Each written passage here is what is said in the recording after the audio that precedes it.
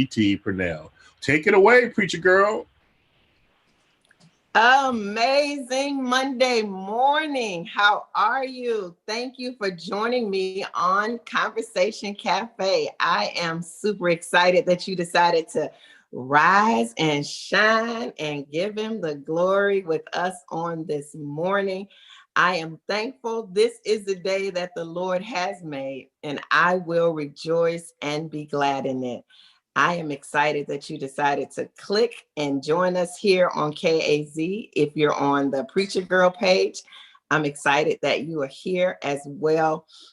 Thank you. We have an amazing guest on today. We have a trailblazer, we have a game changer. Most importantly, we have a friend of mine that we have a relationship that we have started back in the day. So I am super excited to introduce to some, you know how we say it at church, and present it to others. My friend and a game changer in her own right, industry leader in the field of education, none other than my friend Parris Rice-Jennings is joining us here on Conversation Cafe. Yes. She's known as Miss Parris in these streets. So let's welcome Miss Parris to Conversation Cafe. Amazing morning, Miss Parris. Up to you too, preacher girl. I'm so excited about being here. You know, this is a 20-year. This is it. And I'm excited. All I can tell you is I'm excited. I'm excited for what God is doing. And I told him, look at you. 20 years. 20 years. What do you have to say about that? 20 years. I have to say, and you have never left my life. And the same got here. to see you. And I know what's happening. Amen. You know what time it is? Long history. And now we have, once they say you have history. And now I believe God is allowing us to walk in our destiny. Absolutely. And so this is a very crucial time. Yes. This is a very, it's a good time. It's a lot going on, but I believe that the will of God is being done in us and in the earth. So I am thankful that you accepted the invitation to join us here on Conversation Cafe. And on today, I think that, we're going to be discussing innovation, education. This is something that is very important right now because of the times that we're living in. And I think that you were the first person that I thought of, when I thought about education and being able to speak to someone who is an industry leader and really, help parents, help teachers, grandparents, extended family and friends to really understand that we're in a time right now that we have to, become innovative with our children, because at this point we are, what do I want to say? Our children will need us. Yes. And I think one of the things that I would like for you to do is just tell us who you are. Yes. And what do you do? I know you have a elevator speech that won't wait. So would you please share with the people today, who is Miss Parris Rice-Jennings? Miss Parris Rice-Jennings is a trailblazer. I have been in early childhood education since I was 16 years old. I went through the ranks of vocational education. Then I went to Calhoun Community College. Then I went to Cleveland State and got my bachelor's in education K through third.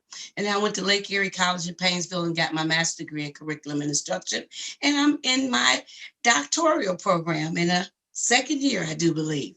And I believe in community-based learning. Preacher girl, I know that kids go to school 182 days of the year, but what do they do the other 182? And so I just believe in community-based learning. I believe it starts in early childhood education. And so that's where I take all of my reference point, community-based training. A lot of people say, you did your student teaching, why are you not working in an elementary school or a school district? And I always want to say, we are the school district. Wow. It is not just a formal classroom. Kids learn more outside school than in school. So the educators have to also be on the field outside the school building, where most people get their self-esteem. I'll just say that, from being in a school district. That is their calling. My call is community-based education, early childhood education. Wow. Mm-hmm. Okay. And with that being said, what do you think? We do principles and prayer here also that yes. we incorporate here with Conversation Cafe. And so 1 Corinthians 14, it says, 1 Corinthians chapter 13, verse 13 says, and now abideth faith, hope, charity, these three, but the greatest of these three is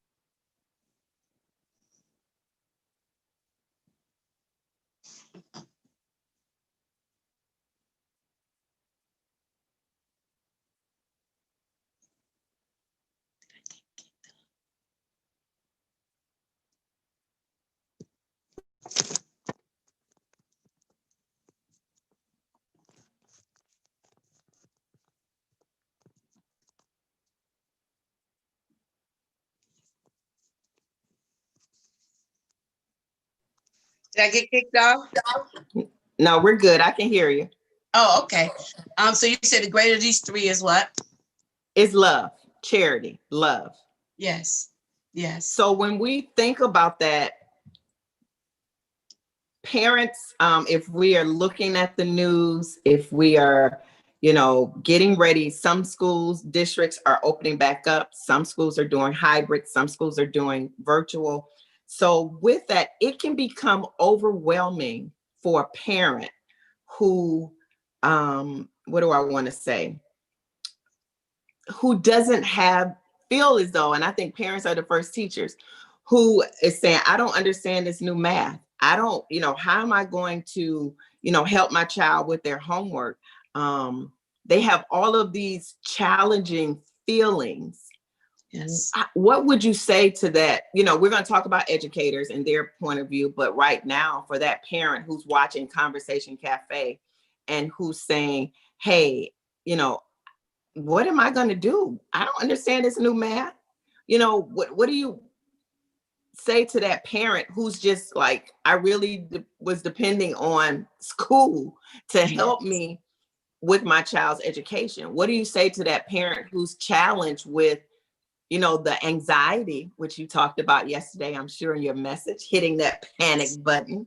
How do we handle that overwhelming emotion of, I don't really have what it takes to do the classroom work?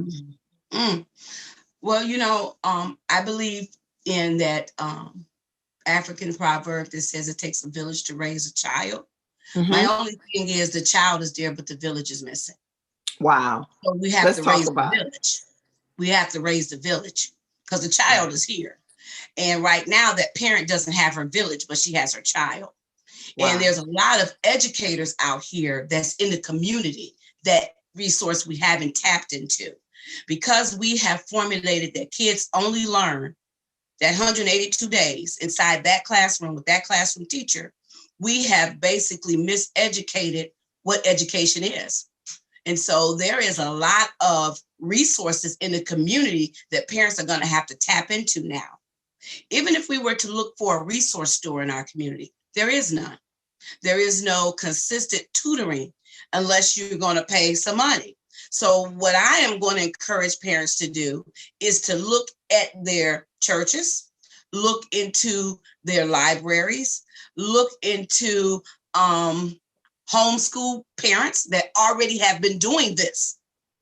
We now have to tap into other resources. There is a lot of homeschool parents out there that would love to probably get a program together to show parents how to homeschool. because this is a great opportunity. You actually get to create your own curriculum. You said it, preacher girl. You said that the parent is the first teacher. I agree with that too. My only problem with it was, what is the curriculum? Mm-hmm. So if we can begin to talk to parents about what curriculum is, a lot of them are already doing it in their everyday experience with their child. They just don't know how to turn it into a real formal educational lesson. Okay. And so with that being said, do you think that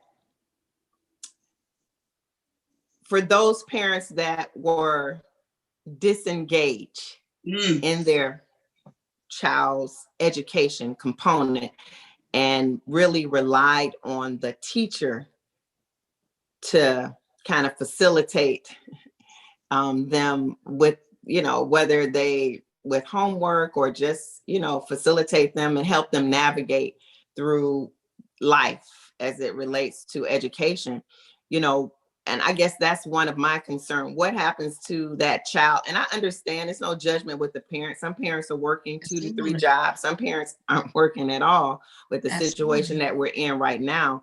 But that parent who is busy and that child is like, my mom's at work and my sister's in the other room and she's just kind of watching me, and we have to eat, we have to, and I wrote down in my notes, that's, that can become guilt for a parent. But I like what you said, that we have to tap into our village to give us, that support that we need to help, foster that child and allow them to blossom and thrive.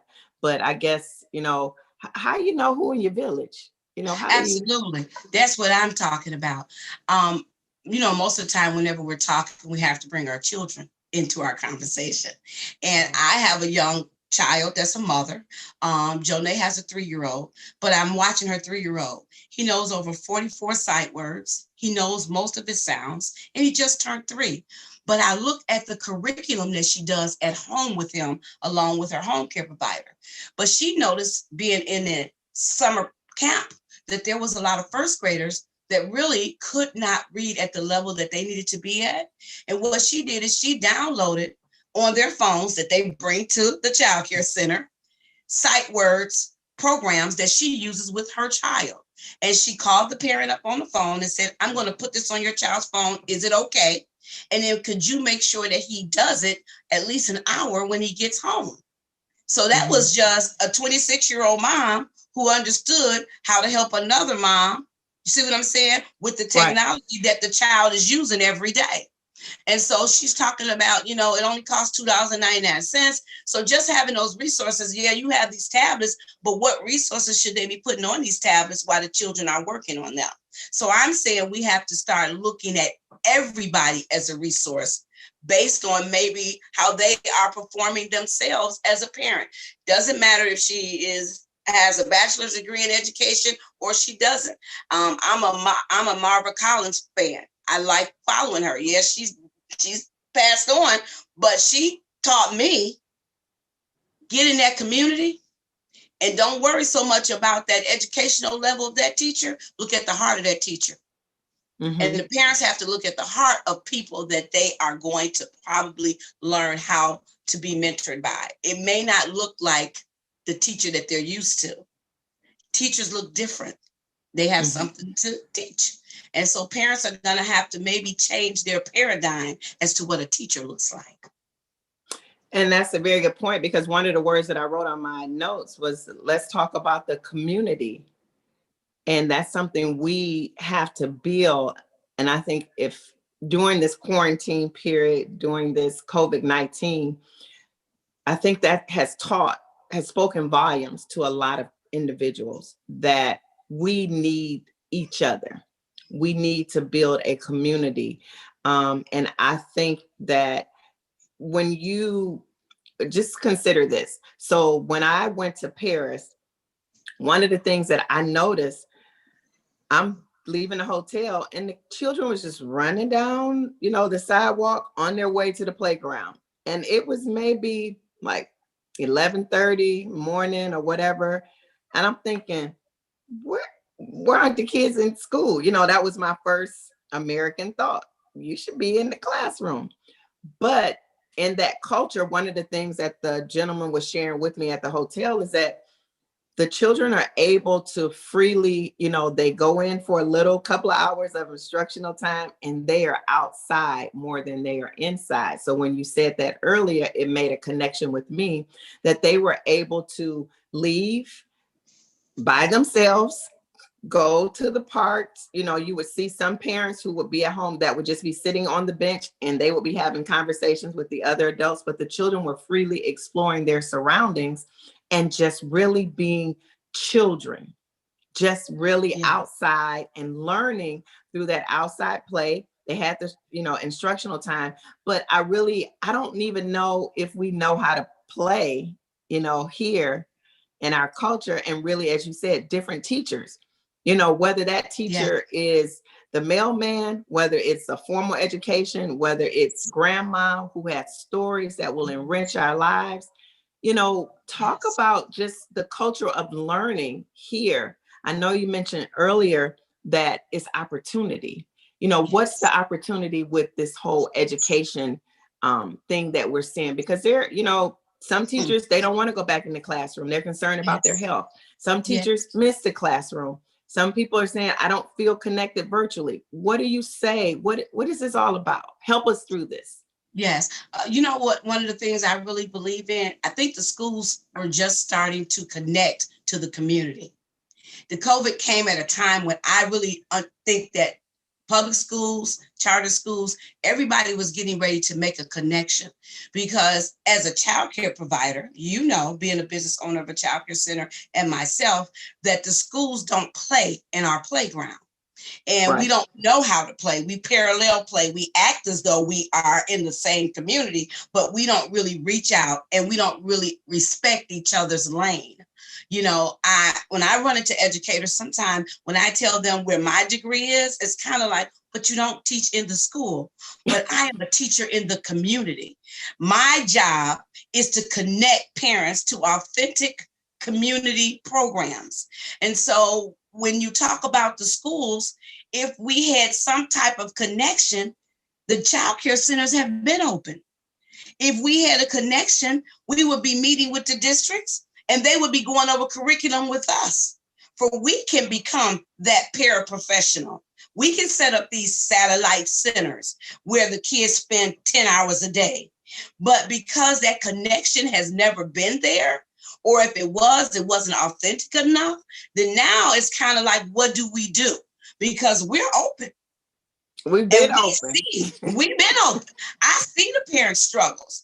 Our summer camp was about academics, okay? And it was about catching up to where they really left off in March. But if we don't have those resources, then we won't be able to help parents. The schools are going to have to reach out to us. They're having meetings now and haven't invited any of the early childhood community inside those planning meetings. And I'm just wondering, why have I not got a phone call in the city of Euclid? Why haven't we got a phone call from the city of anywhere? But we can say, what are you all going to be doing? Do you have space? Can we set up a satellite learning center from 2 to 4, where we're going to do the curriculum at home, but can a parent come and drop their child off at your program? I don't even know what the state is going to do with childcare. If they're not in school, then what is going to become of our before and after school programs? Right. We have buses sitting. Why I just sold one. So why is it that we can't take our buses? You see what I'm saying? And use our buses to pick up some children, because we're already understanding how to sanitize and rub down everything, and parents put on masks and taking temperatures. We've already been doing it. But if you really want to help a parent, you're going to have to connect them to community resources, which most of the schools can't, because they haven't taken the time to know us. And that's one of the reasons why Ohio Career Services Academy, which is a program, a business, a non-traditional school that we are formulating, is because we realize that our kids are getting this good early childhood education, but somewhere between there and 12th grade, the ball is being dropped. Wow. And we have noticed it I have children that if they came out of our preschool programs, now they're in 4th grade and half of them can't read. And I can see it because they're in my after school program. What happened here? So we're looking at the data from our own program saying we need to start a charter school. We need to keep our kids. And we also need to keep our young adults. And we need to take them from 0 all the way up to 18. And most of the quality childcare centers need to look at doing the same thing because we really know how to do it. And we need to probably go out on faith and get these schools done. And that's a very good point. And so with that being said, who makes the first move? Like you said, there has not been an invite extended, at least not to us. So when you're not at, it's kind of like the importance of being registered to vote, party people, because when you are not at the table, people are making decisions about you when you don't have a voice at the table. So that's why it's important to vote so that you can have a voice at the table. And so now with education, I think that the community has to come together with parents, with elementary education, with early childhood education, educators, and say, hey, and even say it to those that are making rules, people that are, and people of power. How can you, I've always been challenged with, how can you write a rule and you're not even here? That rule doesn't even go with what we are doing. That was just something that sounded good on paper, but it's not realistic in the classroom. Absolutely. Well, you and I, the pen is what we do. I think I don't wrote the governor's office so much. I get those answers. I say, whoever's sitting at the table, it's obvious that you don't understand my community. Okay. And I don't mind because I'm a 5-star, been rated for over 13 years. So I can walk in there and say what I want and do what I want because I've shown quality. And it doesn't matter whether you think what I'm doing is quote quality, because I know that I'm doing quality. And I'm looking at these parents and I'm looking at these children. It'll only be our community. Research says that if a child has a bad early childhood experience, or at least 1 grade bad experience, poor teacher, it can put them back almost 2 grades. So I'm wondering, once they leave there in June, why is it that people are not understanding what happens between June and August? Then they go back in August and they done forgot what they learned all year long. And they act like it's the child's fault. Well, no, it's our educational system. Summer vacations was to go and help your parents on the farm, do some things. What is our summer vacations? Nothing. We need to restructure education. He said nothing. The way it was built was not built for us anyway. So we have to change it. And I believe in community-based changing.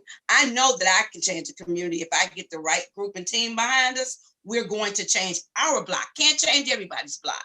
But if we change our block, then the next block will look at what we did and then they'll change their block. I know that we can be rich. I understand voting. I am for that. But when I walk outside my door at my childcare center, all I see is the same people in my community. And we can't talk about what they are not doing up there. What are we doing down here? Mm-hmm. So I really believe that the innovation during this pandemic will have to be us reaching out to parents and parents changing their paradigms about what teachers look like and what education look like. When they can begin to do that, they can see that there's learning in everything that child is doing. Okay, say you are at work and say he is on the computer. There's nothing wrong with the night before putting a list together, telling your child what he's going to do. Well, that's teaching him goals and tasks.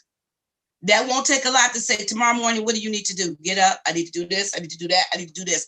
Okay. When you come back home, did you do this? Did you do this? Did you do this? Well, that's goal setting, right? Right. And that's education. That's innovative. Absolutely. So I'm saying, well, why do we have to ask the school system what we need to be doing with our children? Now, what the school system is going to do is only give you a little piece of it. The school is just a supplement. It is not the whole meal. The community is pretty much the meal, but where are we? And I think that, and that what you just said, it's a supplement. And I think sometimes, because if it's a community and that's a part of the piece of the pie, is that parents have to not make it the full responsibility of childcare in the school, and the school doesn't, can't, have to do their part. And I think that we all play a role, and we have to assume our role in our position and take full responsibility for whatever contribution that we're making in that child's life or that moment in that time. But I believe that the child becomes more well-rounded with different contributors, different people contributing in their children's lives, enriches that child's life. So we have to make sure that we're making that community connection, make sure that we are allowing our children to experience not just, the books are great. We need the books. We need the formal education, but they also need the stories of their grandparents. They also need to be enriched by the hands-on. They also need to, go outside and be physical and have those exercising moments. Like, I just think that we need a holistic approach in the community in which we live. And what do you think about that? Well, I look at you as a parent. We were talking before we came on, and you're like, he's 18, he's in college. Whether you remember when he was in your belly, you had a vision. Parents are going to have to start having visions for their children. What do you want to see in 18 years? You want to see somebody sitting on your couch? Or do you want to see somebody getting off your couch and walking into college? If you don't have a vision for your own children, then nobody else can have it for you. Vision and mission. We always say, do it for your business, do it for your organization. You need to do it for your children. What is your mission for your kids, and what is your vision for your kids? And then that's your starting point for the next 18 years. Is that going to be what you want to see in 18 years? Okay, yeah, you work. And yes, you can't really do this and you can't do that. But understand now, that's part of the mission and vision. So then when you get 18 or you get 21 and there's things that you don't like that you see, that was your vision and that was your mission. Wow. One of the things that we're going to actually, I believe, is going on after this post-pandemic is children learning at home with school and community support. See, it's learning at home. If my mother had some type of training, which she knew what she wanted in 18 years, when I made a pot pie, if somebody would have just told me 360 was a full circle, I wouldn't have to wait till I was in 5th grade to understand degrees. I'm just saying that there is so many opportunities. If you're out at Red Lobster with your child and the bill comes, why can't you teach him how to give 10% to the waitress? Right there, teach percentages. This is how much we're going to give them. You know why? That's math right there. If we can learn how to take what kids are already doing and connect it, my God, the children that we would have. And that's my goal. My goal is when they walk through my doors, I got a vision and a mission for them. And so I share it with the parent. Now, what if the parent has a different vision and mission than me? Well, now we got some disequilibrium going on. And when you have disequilibrium going on, a little off balance going on. Everybody like this. So that's why we got to have parent meetings. That's why we have to have conferences, because we need the parent to know we have a vision and mission too. You have to have one. Other than that, doesn't matter what I got, because you influence him way more than I do. So you hear that, party people? You need to have a vision and a mission for your children. I believe for your marriage, for your family, for your money, you need to have a mission, because if you don't have a mission for your money, it's just materialism. But when you can tell that money where it's going to go and what it's going to do, you own to something. Come on, y'all. But I am, that is powerful. And that becomes the question, is there a mission or a vision statement for your children, for your grandchildren, for your family? Is there a mission? What's our vision? What are we doing up in here? What's the plan in 5 years? Go ahead, free yourself. And that's what you choose. And that's what you choose who be in your village. It's based on your mission and your vision. If that person does not help you with your vision and your mission of your children, that's how you pick the school they go to.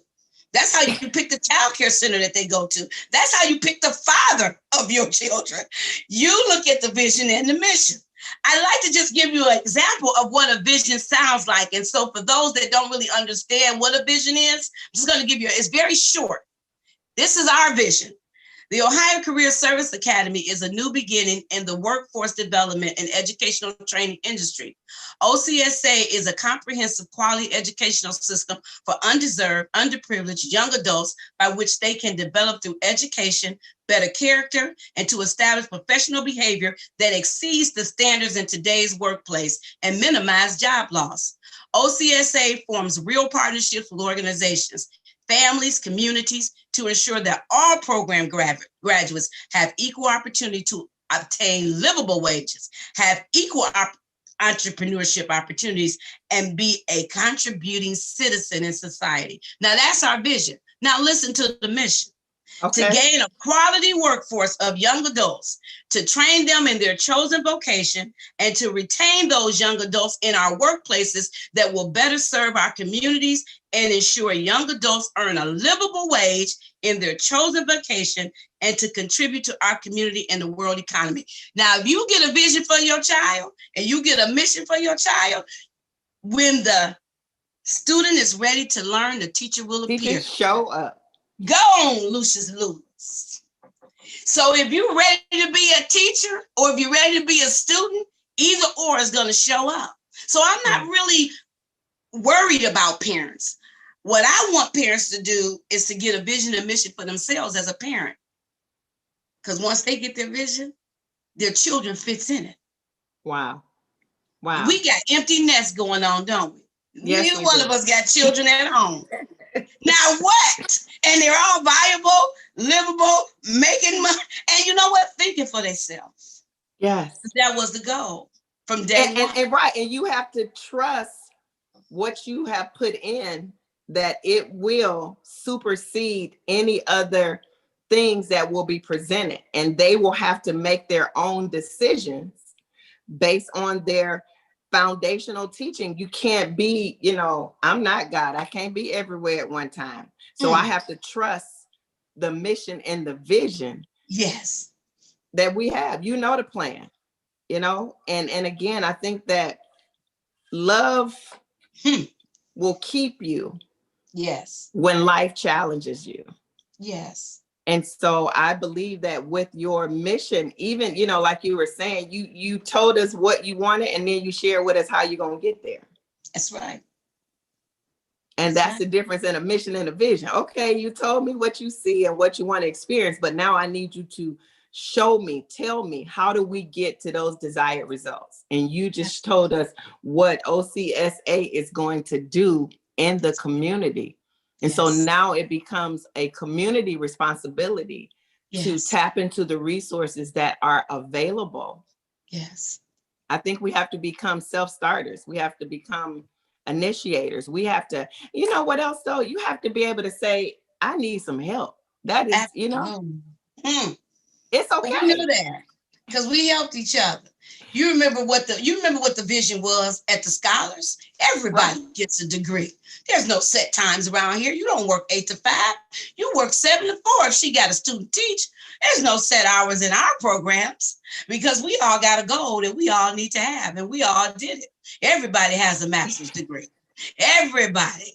Because that that's was the vision. Supposed to be. That was the vision. The vision was nobody works here without a degree. So we have to make sure that you got a child, I'll keep them.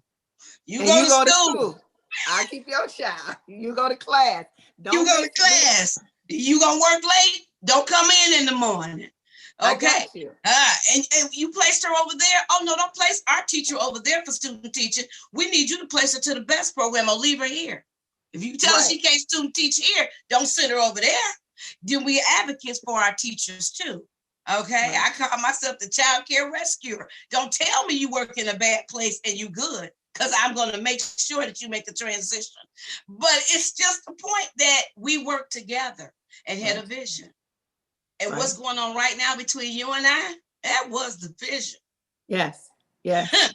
And that's the vision. And I think that as a community, as we have to make a commitment to connect. And sometimes you have to have enough in you to I say duck. Like if that's not your lane, if that's not your strength, contribute where you have strength. Yeah. That's where you need to contribute, where your strength lies. If you are challenged in a particular area, if that's not your strength, then maybe, for me, math is not my strength. Yes. Reading, phonics, get you all the way together. Phonetic awareness, whatever you need, but math is not. So I have to turn to my community and say, hey, I need help. Could you help a sister out? Because this is not an area of strength. Doesn't mean that it's an area of weakness. It's just an area that I don't excel in, and I need you. Absolutely. And you don't really want to concentrate so much on your weaknesses, because then it will diminish your strengths. And a lot of people don't understand that.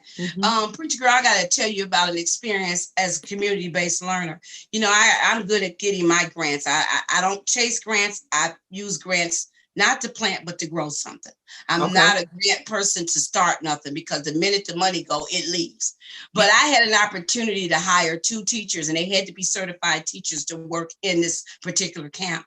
And so they were working, and I kind of watched them during the summer, certified. But one of the parents came to me and she said, Miss Parris, Brittany has something she needs to share with you. In my office, I said, well, come on, Brittany. Now, mind you, I've had Brittany since she was 18 months old, and now she's in 4th grade. And so I said, well, go ahead, tell Miss Parris. She said, those 2 teachers that you hired, they were sitting in the classroom, and they said, if she wants us to do standards, and if she wants us to do a lesson plan, she's going to have to pay us way more than that. See, my students trust me, and they know they can come to me. So I thought, well, I'm paying them $18 an hour, but the grant said I had to hire 2 certified teachers to work. But they brought me that attitude. And that morning, you know what I did, Miss Preacher? Did you release them? I told them the grant went away. That's what we had a spirit of release. I let people, you can grow in another garden. And so I ran the camp because I was certified. I became the teacher. And then I took me one of my aides and I paraprofessioned her, and we did it ourselves, and I let them go that summer. Now, mind you, they're still in the educational field, and they're still doing some wonderful things. They're principals and teachers, but they didn't understand that you teach kids, whether you're in a school, whether you're in a community. So when you start telling me standards, I know standards. I can be out in the playground and make sure a child is meeting a physical standard. So when you tell me you're only going to teach in a certain environment, to my mission and vision, that don't work. So I say, have a good day, because I'm a community-based learner. Have a good day. And I'll take my $30,000 and I will spend it on myself, because I've been teaching.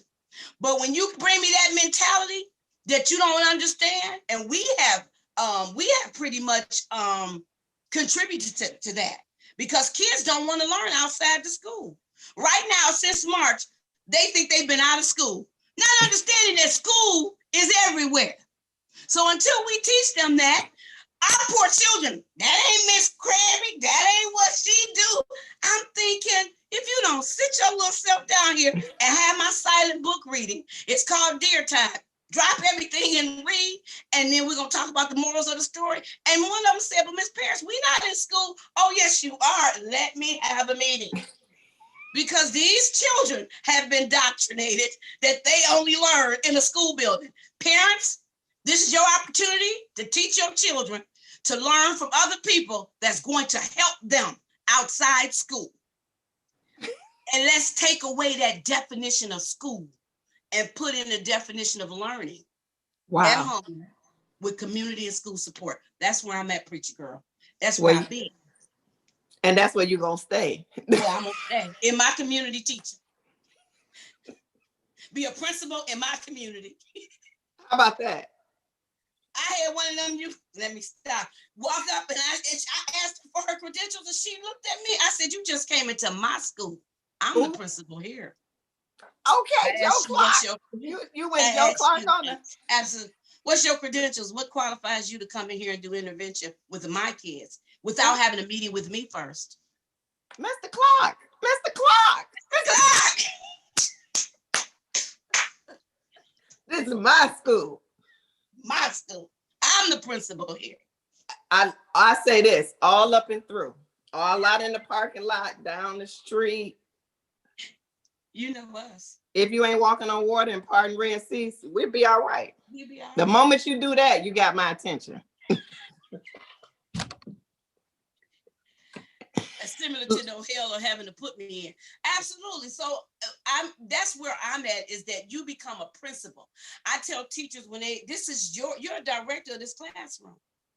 Treat this classroom like it's yours, like it's your center. That's what I did. Anybody's child care center I worked in, I made that center my own because I had the vision of having my own. And I want to hire more of me. So I better be me than somebody else. You're talking about I want to get a center and you ain't been faithful to the center you at. I'm just telling you that I was who I was until I became who I was supposed to be. You could trust me in your center. You could trust me being a teacher in your center. Because I knew one day I'm going to have my own. So I might as well have a screenplay or role play or whatever play, because it happened. Wow. And listen, and with that, how do you, that was good right there. I got to move my shoulders. So with that, how do you handle children? What do you think, like if someone's watching and they have a, what do they use now? Special needs, or I like to call it something. So I'm trying to get it out right here, or autism, or, how do we change? How does a parent handle that? What can they do to help their child thrive in the environment of home, or at grandma's house, if they were normally in a program and now they're at home, and the dynamics have changed. And sometimes it's a challenge for those children to make the adjustment of change. Well, as my mentor says, Clark Hayes, I have to repeat him, and I hope to do it well. Every child is at risk for failure if they are not exposed to healthy developmental goals, or that they don't develop good habits. Even with special needs children, where people are calling them at risk for all children, is to make sure that they develop good habits. Yes. Routines. Yes. Responsibility. It doesn't matter if your child is special needs, he still needs to learn those habits. Good habits, healthy that habits will contribute to him developing into the child he is supposed to be. So all children are at risk. So once parents understand that, you won't really say my special needs child. You won't say my atypical development child. You're saying all children. I don't want my child to be at risk, because if he doesn't develop any good habits, he's going to be at risk anyway. He might have not been special needs as you consider it growing up from maybe K through 8th grade. But after 8th grade, if he hasn't developed any healthy habits, consistent habits, behaviors that are acceptable to society, then we have a place for them. Right. Good decision we have making a place for them, because they got vision. The prison got vision. Prison people, prison owners, they have a mission and a vision. When they say they build a new prison, they also saying how we're going to pay for it. And they're also saying, let me see those test results, so then I can determine what that norm is going to be. Absolutely. Because guess what? We have always had standardized testing. But the only difference now is standardized testing is used to actually decide who's learning, who's not learning. It's not used to place children anymore in slow classes. Now that child doesn't take the F by itself. The school takes the F, the district takes the F. It's shared F work. So if you say that I'm failing, well, of course I'm failing if my school is failing and my teacher is failing. So no, a lot of people don't like testing. They think that it's really high stake. But my thought was it exposed things. Do I think maybe it's just a side now? Yes. But in the beginning, it exposed people. It exposed racism. It exposed things that they already knew, but the scores were not made public. They were just used. Yes. We Just always been like you doing said bubble that. tests. We always Yes. been bubble testing. That's how I Right. got And in I think section with 8. that, just right, when they left, when the schools transitioned before the pandemic, well, in that March, when was it? February, whatever that school time was. And they were saying that students didn't have Wi-Fi, students didn't have computers. So how do you expect for children to learn? And so this is a thing for myself, even with my son, one of the things that,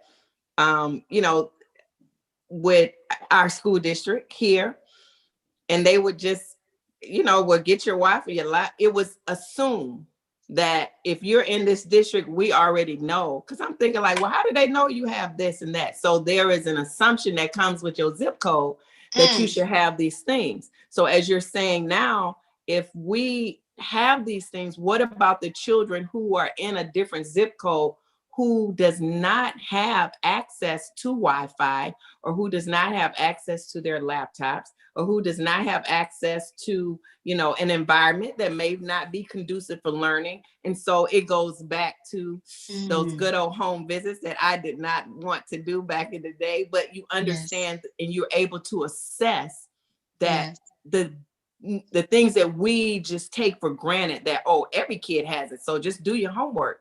And maybe that's not true in that zip code. So it did expose districts to show that how many children, didn't have access to those things that will help them become successful learners. So I think that the system is showing us that it is not equal. The system is showing us that we are not concerned about all our children. We're concerned about some of our children. The district, this pandemic exposed that there are some parents who have resources and parents that don't have resources. It is a lot going on that the pandemic has taken the cover off of, to cause districts to take full responsibility for their actions. And so maybe in my district, we have the computers and the Wi-Fi, but we don't have teachers that are hired to reflect the students that's in the building. So all of my son's teachers, maybe 2 look like him in his school, so that's not good.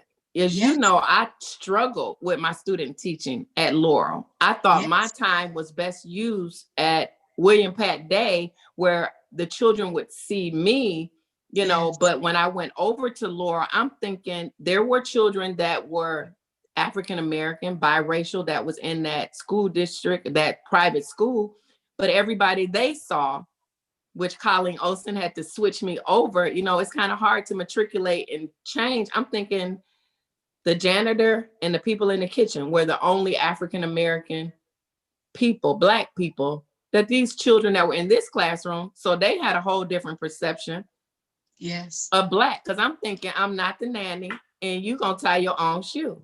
Absolutely. So I just think we need balance. I think it's unfair that I think all children should have an equal opportunity through community-based learning to have what they need to become successful, contributing children to the community into which they live in. And I think what you're doing is impacting the lives of families and children, because that has always been your model. That has always been your disposition as it relates to education. And I just think that now is the time for, the real Slim Shadys to stand up and say, hey, something has to change. And the change may start with me by taking full responsibility for my child and his or her action. I know one of my Bible study members, out of the blue, she sent me an email and said, why don't we start a parent mentoring program for the fall school year and do little pods? And she's an engineer, but her words is heavy on her heart. So as people like her that's looking for opportunity, but they really don't know where to start. And so sometimes the schools are having these meetings, but they're not really inviting people that could really make a difference. So what I encourage parents to do and educators is to reach out and get these resources. And giving someone a piece of paper is not really a resource. Wow. You have to show them how to use the piece of paper. So Wow. I can give you a list of numbers, but what if I call and I don't know what I'm saying? Right. Sometimes we got to give scripts. We have to help them understand what it is that they're asking for. I had a young lady say she needed some books this summer. Only on Facebook, she said, I have 5 children and I just need some books. And what do? We get together, get all these books and drop them off down the way with some other school supplies, because she's been locked up in the house since March with 5 kids, and she wants to do the best she can, but where is her resources to do that? Where is the community library? Where is it? Even here in Euclid, we don't have a community library. If you can't get on 222nd where there's no bus, you can't go to the library. So what we do, we put a satellite library within our center and within the community, because they need to be able to come somewhere and use some things that they can't use at the library, which these days they're not even welcome in the library. And that's a whole nother story. But I'm just saying, we can't tell parents, here's a resource, and then don't show them how to use it. Right. Right. So that's my goal for this school year, is to have a Zoom meeting like what we're doing, and then let parents be able to actually understand resources. They need to be tutored themselves. If we have a gentleman or a woman that understands math, basic math, then we need to offer a Saturday parent, program. I know that people are actually doing it other places, but are they doing it in your community? Right. So that's where we're at, Preacher Girl. We need to come up with some resources that are sources, to help the parents during this viable time. sources. It really is about parents. Really is about parents. And I think that parents also, as a parent, working with parents for years, one of the things that I think now we have to have some flexibility to be open, to be teachable. You won't, and I think for myself, being in early childhood helped me to become a better parent, because I was pregnant, learning, going through at that time. So having those resources help fashion and shape me, and understand the value, of connecting with my children. Yes. And not every parent has that opportunity to have that formal education, to be able to know the importance of touching, the importance of hugs, the importance of saying life-giving words, or, giving choices, or being connected to them. They don't always have, parents, they don't always know. Nobody, signed up for early childhood 1020 and read and was able to have that environment shape me with the way I parent my children. So now parents have things that, they're concerned about basic needs. They're concerned about food, clothing, and shelter. And as we know, that is the primary first, hierarchy of learning. You can't really learn if you're hungry. You can't really learn if you're sleepy. And, all those things, those basic needs have to be met. And I think that goes back to the social responsibility of the community in which we live, to make sure that people have money, people have jobs, people have opportunity for businesses, people have resources, tangible resources that will relieve them. Because right now, I've been in a season, I know what it's like to get your grind on. I've sold purses out of my truck when I couldn't work, and I had to go to school and take 5 classes if I wanted to graduate on time. And so I had to get another hustle. Literally, absolutely. To be able to carry me. But I think that we've just got to become a little more flexible, because people are just trying to make it right now. People are hungry. People are hurting. And so people in leadership and power have to take full responsibility for their actions. You know, you good, but what about your neighbor? The greatest of these is love. If you're not concerned about somebody else having a meal, and the only meal you're concerned about is the one that's on your table, you come on now. And I think holistically, you said it. And you might run into the 5%. I have a parent, and I'll tell you, she has blossomed so much, and that's because of the resources. All I can tell you is she comes to the parent meetings that Minister Chris does for me. She comes to my spiritual awakening service when that, because the churches right now is not open. I watch her change her life based on all the resources that she used. So we also got to tell parents the resources can be out there, but if you don't use them, they don't work. And so when you talk about having a vision for your parents, you have to offer things. Right now, if you have a parent that want to be a great parent, she comes and says, "Preacher girl, I want to be a great parent. I want to take parent classes." You might have to tell her, go beat your kid, because that's the only way you can get into an ongoing parent meeting. We don't have any. We don't have any places that when you're ready, you can actually call and go, because we hit and miss them. We need a systematic community-based programs that if I come over to La Paradis, she has that going on every Saturday, and it doesn't change. If I go down to Imani, they have that going on every Thursday, and it doesn't change. You don't go to the bathroom in the kitchen. Every room in the house have a purpose. I don't understand why this house is trying to do 50 things. This house, Parris only does Parris. I ain't in a lot of community meetings. I don't go to a lot of the mayor stuff. I don't serve on a lot of committees, because guess what? It's purposeful what I do. If it doesn't meet the needs of the parents and the children in which I work, then I am not going to take my time to do it, because time is Kairos. It's not chronological. Absolutely. And if it ain't Kairos time, I pretty much don't even know what time it is.